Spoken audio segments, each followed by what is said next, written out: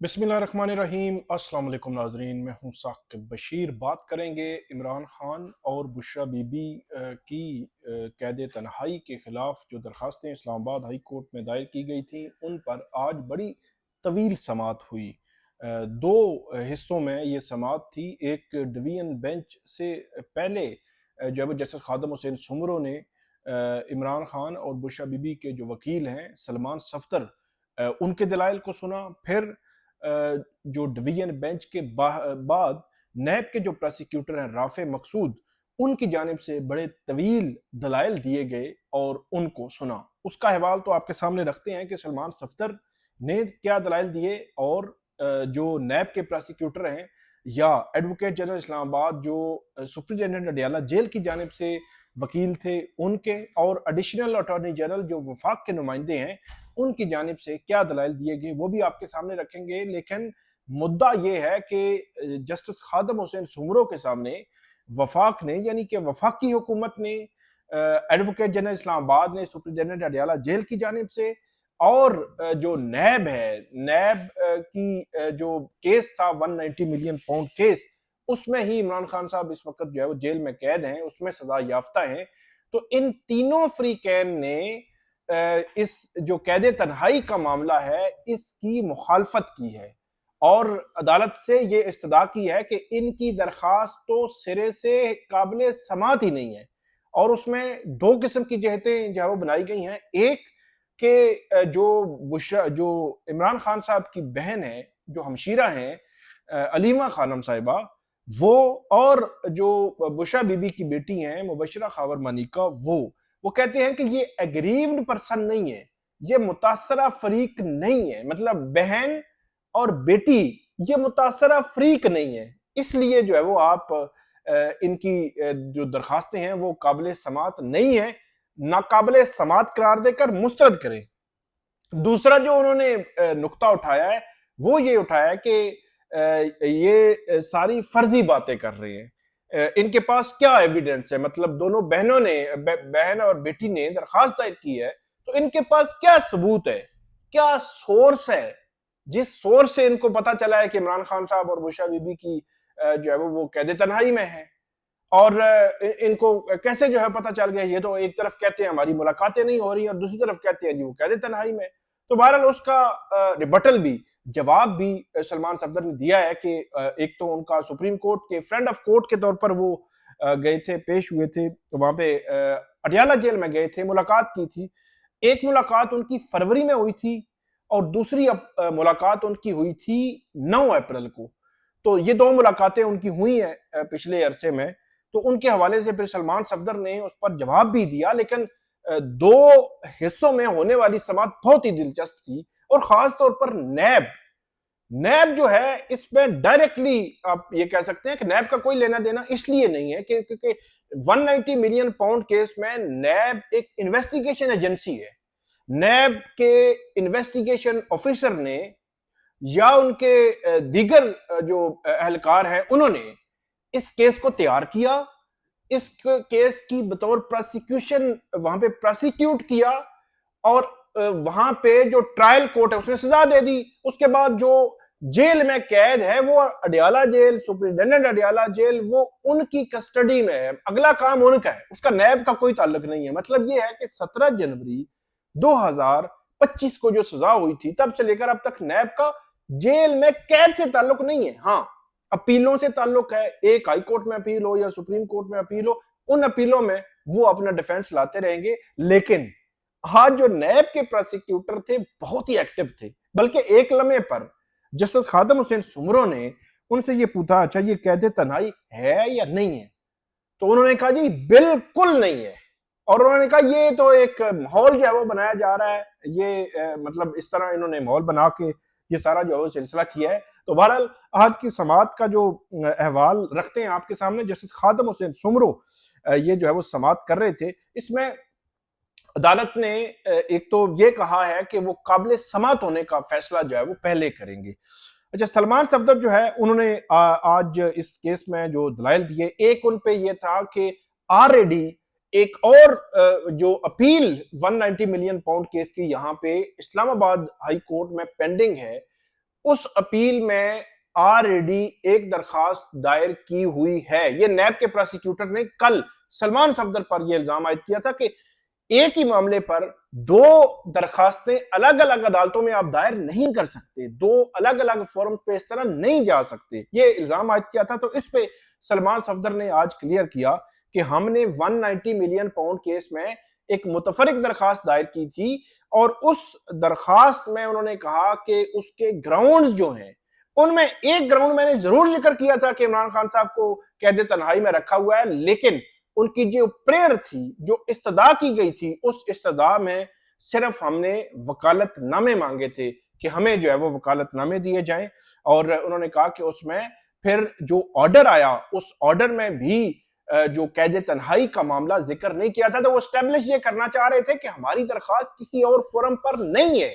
यही है आर्टिकल 199 की पिटिशन है हमारी, जो आपके सामने है, यानी कि जस्टिस खादम हुसैन सुमरू के जो है वो सामने है। इसमें सलमान सफदर साहब ने ये भी कहा कि जो मैं कैद तन्हाई का जिक्र एक रेफरेंस के तौर पर, मतलब वो जो ग्राउंड थी उस उन्होंने लिया एक ग्राउंड के तौर पर मुतफरिक दरखास्त में लिया था, तो उन्होंने उसका हवाला दिया।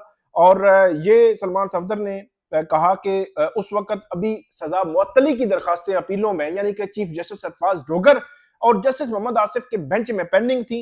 और इसके अलावा वो कहते हैं कि कैद तन्हाई के हवाले से दरखास्त की ग्राउंड में जिक्र करना जरूरी था और पाकिस्तान की तारीख में पहली दफा खातून का केस सामने आया है जहां खातून को कैद तन्हाई में रखा गया है। और ये कहते हैं कि ये फाइनेंशियल करप्शन में एआनत का केस है, मतलब उन्होंने मुआवनत की है, उन्होंने मदद की है इस फाइनेंशियल करप्शन में, ये एलिगेशन है नैब का। और इसी में उनको 7 साल की सजा हुई है और इमरान खान साहब को 14 की साल की सजा हुई है। और ये केसेस वो सेंसिटिव नेचर के केसेस नहीं है कि जहां पे आप जो है वो कैद तन्हाई में डाल दें। तो उन्होंने कहा कि वो कैद तन्हाई का भी कल बताया था कि 14 दिन और मैक्सिमम 30 दिन रख सकते हैं, और वो भी बहुत ही एक्स्ट्रा ऑर्डिनरी केसेस होते हैं। तो यहाँ पे उन्होंने कहा कि पहली खातून है जिनको कैद तन्हाई में जो है वो डाला गया है, और ये एक रूटीन के केसेस हैं और रूटीन की कैद जो है वो होनी चाहिए। और बुशरा बीबी को शुरू में बनी गाला मुंतकिल किया गया था, उनको एक कमरे तक महदूद किया गया था। बुशरा बीबी के खिलाफ इस वक्त कोई ट्रायल, कोई रिमांड ज़ेर इल्तवा नहीं है। जस्टिस खादम हुसैन सुमरो ने ये पूछा यहाँ पे, वकील साहब आपकी हाल ही में क्या मुलाकात नहीं हुई बुशरा बीबी से? तो उन्होंने कहा कि मुझे फ्रेंड ऑफ कोर्ट के विजिट, फिर अदालती हुक्म पर, यानी कि वही फरवरी और अप्रैल की जो मुलाकातें थी, मैं 2 दफा डयाला जेल में गया, लेकिन मेरी बुशरा बीबी से आखिरी मुलाकात जो है वो दिसंबर में हुई थी, यानी कि 7 माह वो कहते हैं हो गए हैं मेरी मुलाकात बुशरा बीबी से नहीं करवाई गई। जो फरवरी और अप्रैल की मुलाकातें हैं वो भी सिर्फ इमरान खान साहब से हुई हैं। उसके बाद जस्टिस मियां गुल हसन औरंगजेब का एक फैसला है, जब बुशरा बीबी की जानिब से एक दरखास्त दायर की थी कैद तन्हाई के हवाले से, उसका जिक्र उन्होंने किया। फिर उन्होंने कहा कि 2024 में बुशरा बीबी ने जो दरखास्त दायर की थी उस पर फैसला दिया था जस्टिस मियां गुल हसन औरंगजेब ने। वही सिचुएशन आज जो है वो 2026 में भी हम जो है वो उससे वर्स्ट हम महसूस कर रहे हैं। नेशनल मैंडेला रूल्स का हवाला दिया जहां जो है वो इसकी बात की गई है। और इसके अलावा सलमान सफदर कहते हैं कि इमरान खान 74 साल के हैं, एक आंख की बिनाई जा चुकी है, 5 दफा हॉस्पिटल लाया गया, इमरान खान साहब से कोई मुलाकात नहीं कराई जा रही, किसी की कोई मुलाकात जो है वो फैमिली की खास तौर पर। और उन्होंने कहा कि 7 माह से जो इमरान खान साहब को कैद तन्हाई में रखा गया, ना कोई अखबार दे रहे हैं, ना कोई टीवी दे रहे हैं। दोनों मियाँ बीवी की आंख की सर्जरीज हुई हैं, उनको कैद तन्हाई में नहीं रखा जा सकता। और उन्होंने कहा कि जब सर्जरी हुई हुई हो तो आप उसको कैद तन्हाई में रखेंगे तो उनके साथ उनकी मुआवनत के लिए कोई बंदा जो है वो होना चाहिए, वो भी मौजूद नहीं है। तो नैब के प्रोसिक्यूटर यहाँ पे फिर वो बोले, और उसके बाद एक हिस्सा जो था, यानी कि सलमान सफदर ने इस केस में जो दलाइल दिए थे वो जो दलाइल थे वो मुकम्मल हो गए। और उसके बाद फिर जो दूसरे हिस्से में नैब के प्रोसिक्यूटर राफी मकसूद ने इस पर दलाइल शुरू किए, और नैब ने खुसूसी तौर पर इसके काबिल समात होने पर सवालात उठाए। और नैब ने यह कहा कि दरखास्तें काबिल समात होने मुतालिक अदालती मुआवनत उन्होंने की। पहले तो उन्होंने कहा कि जस्टिस मियां गुल हसन औरंगजेब के सामने जो पिटीशन थी वो बुशरा बीबी की डायरेक्ट पिटीशन थी, यानी कि इनडायरेक्ट बहन की और बेटी की पिटीशन नहीं थी, वो डायरेक्ट थी। तो इसलिए उसको इसके साथ आप नहीं देख सकते कि जो मुतासरा फरीक होने के लीगल पॉइंट पर आप नहीं देख सकते।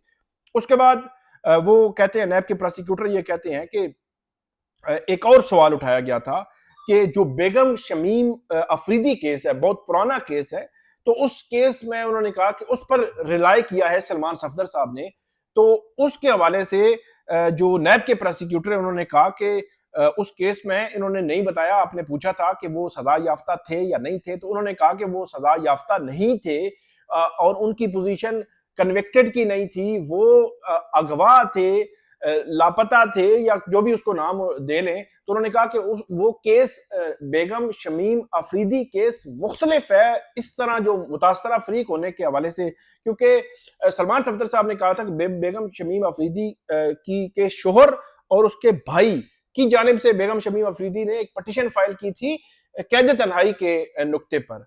तो यहां पर नए प्रोसिक्यूटर कह रहे थे कि वो कैद तन्हाई के नुक्ते पर नहीं थी, बल्कि वो कोई लापता थे या अगवा थे या उनको कहीं रखा गया था, तो वो उस जब वो नुक्ते पर थी। इस पर जब नुसरत भुट्टो केस में भी उन्होंने उसका हवाला दिया कि उस पर 184(3) में सुप्रीम कोर्ट में वो लेकर गए थे, और नुसरत भुट्टो का जो केस है वो मार्शल लॉ ऑर्डर को चैलेंज किया गया था उस वक्त उसमें।